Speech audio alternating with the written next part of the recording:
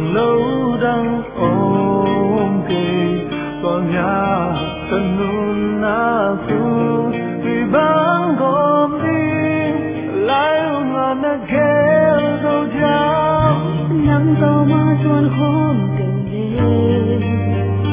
này lệ lắm chung lệ ban rong chi khác na lung sinh cùng chi tạc chi tốt nông in na ăn trắng tê xa lung gũ gió yên đừng lên qua ban đêm chiều đừng ngốc lắm bóng có không đi về đừng lung ban không về yên thấy in nhân xa rồi đi về lung có là cho cuộc sống cuốn hôm đi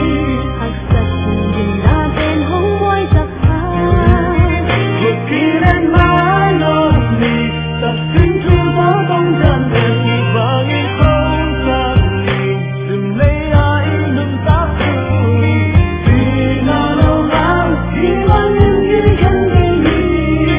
sống bao lâu của ta và đi khi ta chịu thêm ta hết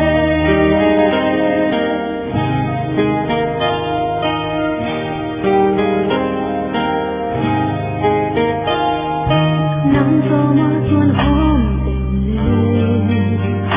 này lệ lắm chung lệ phải rong chi khác